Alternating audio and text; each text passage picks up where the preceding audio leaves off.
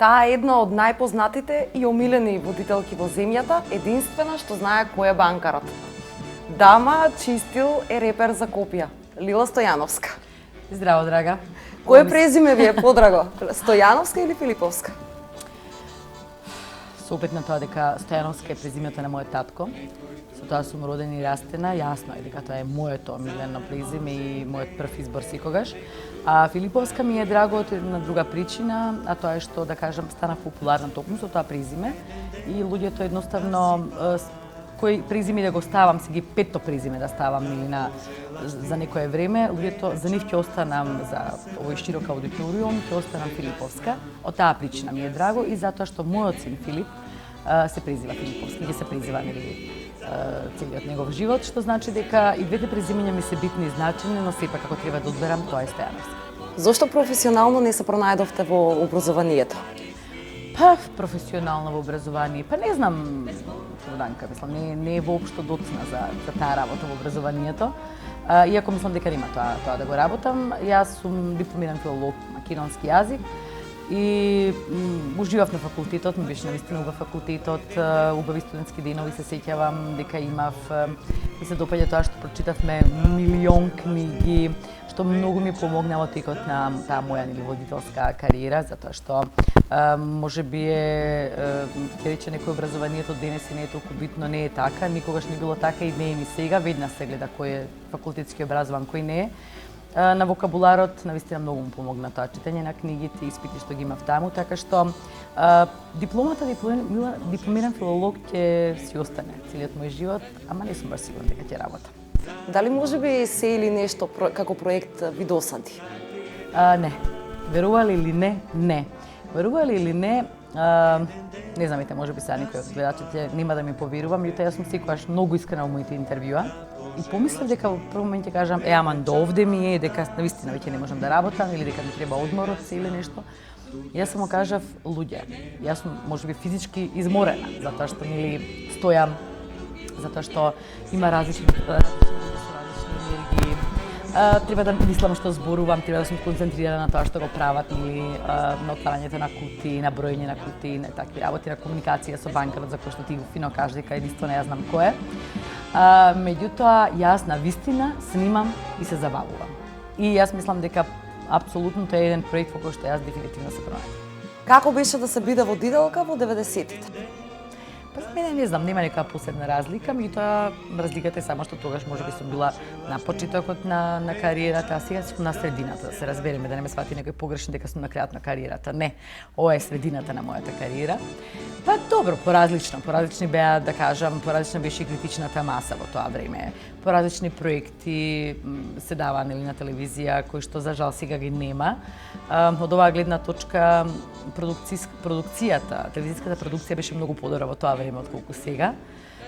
Се сменија многу работи, меѓутоа како беше да се биде водителка, па не знам, јас сум една од тие водителки кои што го сменија начинот на, да кажам, или на комуникација со гостите, комуникацијата со публиката. Значи едноставно сметам дека сум една од оние која што, значи тоа беа без да ги набројувам неколку, да речам, мои колешки, каде што покажаме дека не мора да си она здрвен како да читаш вести, за да го поставиш прашањето и да добиеш одговор.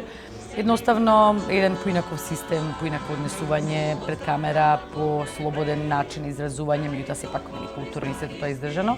Така што ми е драго што во тоа време баш почнам да бидам водителка и што во тоа време почнам да стекнам својата популарност. Споменавте дека сте на средината од вашата кариера. Како го замислувате врвот? Па, врвот е нешто, некој шоу ала Опра Винфри и да кажам заработувачка ала Опра Винфри. Ете тоа би бил врвот на мојата кариера.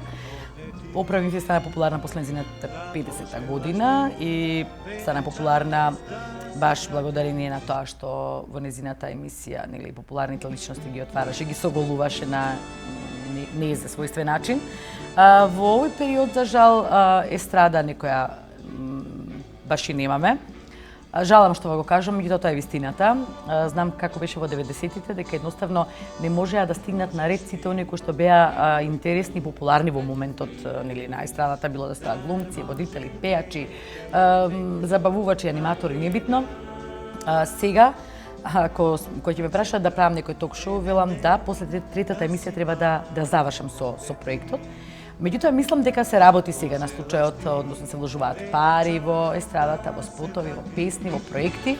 И мислам дека за неколку години ќе биде вистинскиот момент да се направи некој ток-шоу, каде што ќе можат да дојдат истински големи звезди. Сметам на наши звезди, зборувам за Македонија. Значи, овие од Србија, од Хрватска веќе 100 пати дојдоа и ги видовме и нив. Јас би сакала да имаме ние наша убава македонска естрада. Со оглед на вашите амбиции и професионалност, веруваме дека тоа ќе се случи. Јас би сакала, искрено би сакала и пак ќе кажам, сметам дека имам уште многу да дадам на телевизијата и во телевизијата. Дури размислувам за некое време и некој свој проект, каде што нема да се појавувам јас, нели не морам јас да сум водителот, туку проект каде што ќе стојам позади тој проект, дали како продуцент, дали како режисер, сега да не се мешам во тие работи, ја не сум ниту режисер, ниту продуцент, зборувам нели професионално, меѓутоа зборувам да се најдам ете така како асистент нечи, меѓутоа да имам некаква улога или како сценарист, например, тоа можам да го правам. Имам нешто во глава, меѓутоа знам дека од телевизијата нема да се откажам. Барем не во најскоро време, затоа што тоа е мојата храна. Продискутиравме за вашата кариера, сега би се осврнале на приватноста, затоа што веруваме дека тоа би ги интересирало нашите гледачи и Мислиш читатели. дека ги интересира? Мислам дека најмногу ги интересира. Викаш? Да. Па што знам дали ги интересира. Меѓу, ајде, ако мислиш дека ги интересира, ајде прашај. Јас би почнала вака, би ги поврзала Елизабет Тейлор, Джоан Колинс, Дженифер Лопес. Верувате ли се уште во брак? Ох, кога би можела да ја стигнам Лиз Тейлор. Ало, 9 пати. Па треба да си женска Чинам за дека се такво 8. нешто. Јас мислам дека се 9, но и да се 8 и 9 не прави нека голема разлика. Јас на шега така знам некош на моите другарки да им кажам, види, јас 2 пати успеав некого да го зезнам да ме земе. Што се случило после тоа не е битно. Зашто дали верувам во брак? Не дека не верувам, меѓутоа себе си не се гледам во таква зидница, барем не сега и не во некој најскоро време. Меѓутоа чинам дека за едно 10 години сигурно дека ќе сакам да најдам некој или велам можеби не сум налетала на вистинскиот. Можеби звучи смешно, 2 пати се разведувам, имам 43 години. Некој ќе каже туф, па до сега ти не успеа да го најдеш вистинскиот, меѓутоа веројатно не сум го нашла вистинскиот. Можеби ако го најдам вистинскиот, можеби ќе родам дете, можеби ќе се омажам за месец, 2, 3, значи не битно. Верувам во институцијата на бракот, меѓутоа во некако ако ме прашаш дали се гледам себе си, во најскоро време не. I just found me a brand new box of matches, yeah. And what he knows you ain't had time to learn. These boots are made for walking, and that's just what they'll do. One of these days these boots are gonna walk all over you.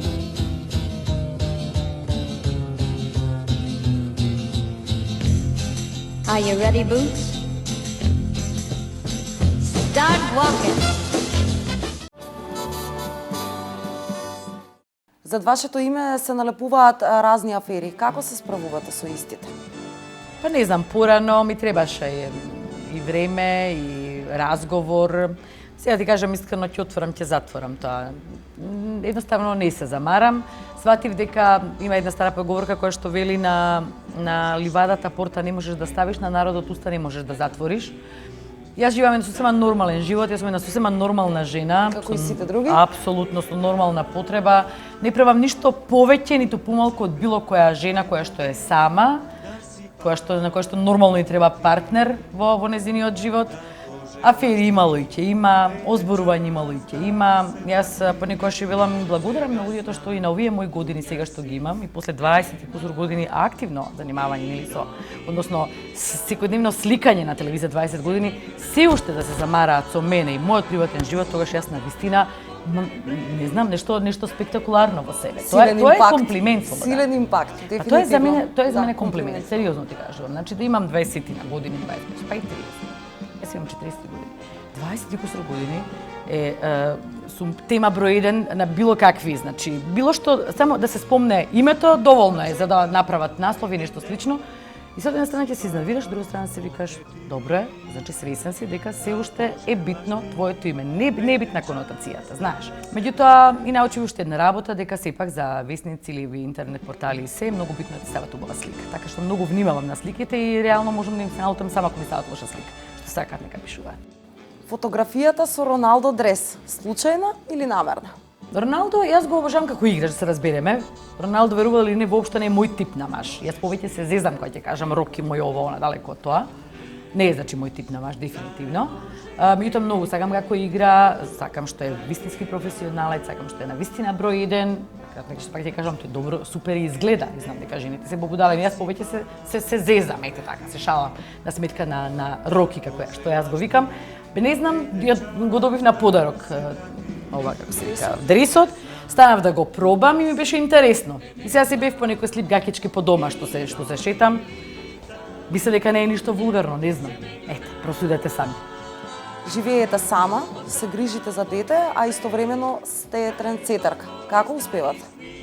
Па, јас сум одличен организатор на моето време. Јас сум, кој ќе ги праш луѓето кои што соработувале со мене, кои што ме познаваат добро, ќе ти кажа дека сум една од оние жени која што многу го почитува времето и секогаш е точна со термините, значи кога доаѓам. Каснам исклучиво до оправдани причини, значи нешто се случило, некаде сум заглавила, сообраќај небитно. Многу сум точна и точно знам, значи вака, гледам на сат, ја станам во толку, местам аларм, ќе се бањам толку, одам на фризер во толку, се шминкам во толку, значи едноставно ја го организирам времето. Не дозволувам да ме носи стихијата, знаеш. Што значи дека сум одличен организатор и затоа се стигнувам.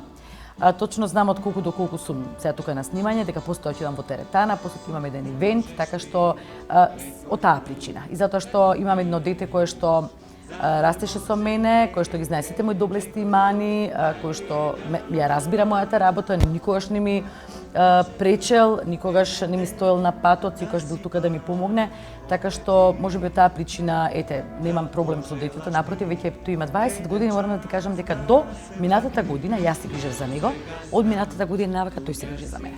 Во буквална смисла на зборот. Ве плаше ли старењето? Воопшто, зашто да ме плаши? Постојат денес средства, постои се, така што ако сакаш да работиш на себе и ако сакаш да вложиш во себе, дефинитивно вечно млад никој не останал, ниту ќе остане, ниту пак јас. Ќе кажам нешто што можеби пак ќе кажам, можеби звучи дегутантно, меѓутоа вистината е тоа дека навистина е битен духот. Значи, ако ти е духот млад, телото дефинитивно не може да ти старее. Јас себе си сум си многу поубава во секој поглед на овие години, отколку сум била млада. А да не зборувам со мозокот кај сум била на тие години. Кога веќе го споменавме старењето, верувам дека и секоја жена, сте размислувале ли за вашиот имидж на позрела возраст?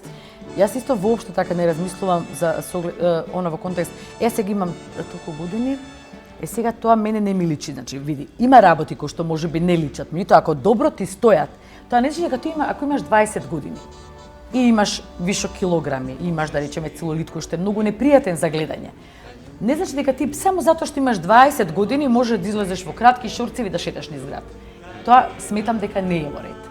Долги години соработувате со Елена Лука. На што се должи тоа? Па на што се должи? На љубов. На една вистинска, една искрена, една, да кажам, љубов која што може слободно да кажам љубов на прв поглед. И се деси и со Елена, со Или, значи собственичката, Пандева, и со нејзините фустани. Така да тоа се случи толку спонтано, толку, да кажам, ненамерно, толку неусилено и можеби затоа толку трае.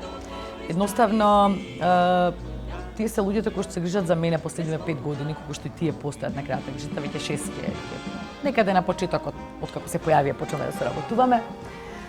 Не знам колку фустани направија за мене, не знам што се не облеков на мене, не знам што се, какви се фотографии немам, не знам колку емисии не уснимив, тие околу 200 емисии на годишно ниво ми шијат. Јас навистина мислам дека никој нема таков капацитет, па не само во Македонија, тука и, да речеме, во регионот. Многу храбро, без апсолутно, пак ќе кажам, се беше ајде да работиме. Значи немаш ова сега ние ќе направиме за тебе ова, а ти за нас ова. Не, ајде да работиме. и буквално таа љубов имаше резултат, се покаже како одлична. Значи луѓето добро знаат кои ќе ја видат Лила дека е Елена Лук. Значи јас тоа е најдобрата, тоа е најголемиот успех, асоциацијата. Значи Лила е Елена Лука. Значи што и да облечам, значи што и да облечам е нешто мое приватно. Ово од Елена Лука ти е. Значи едноставно и ако кажам некојаш не, еве ова не, како бе не, како можеш ти нешто друго да облечеш, зборувам сега нешто приватно, не зборувам за други креатори, туку нели некоја покежуал варијанта, да. Луѓето едноставно што е добро, луѓето едноставно реагираат и знаат дека јас сум едноставно дел од тоа семејство на Елена Лукас, што ми е наистина многу драго и ми е еден огромен комплимент и многу сум им благодарна. Често објавувате фотографии од вашиот дом. Каков е вашиот стил на живот? Па не знам каков ми е стилот и тоа исто ми се менува да ти кажам. Ми се случува некојаш така станот наопаку да го превртам, не знам, значи во однос на тоа сакам едноставни линии, значи кај мене доминира белата боја. До минатата година имав еден црвен зитона по фенг шуи, па го префарбав малку така ми се досади, па ставив еден тапет кој што ја издолжува собата визуелно во Риги, вистина преубав.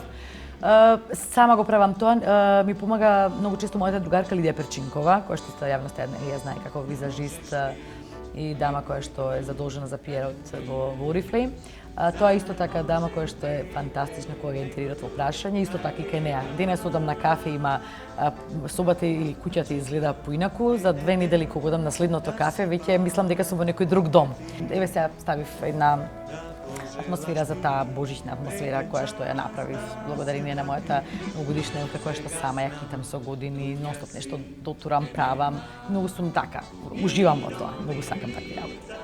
Верувам дека има уште многу теми на кои што би можеле и со часови да разговараме, но тука ќе ви кажам благодарам за одвоеното време и за она што го кажавте за читателите и гледачите на Fashionelle TV.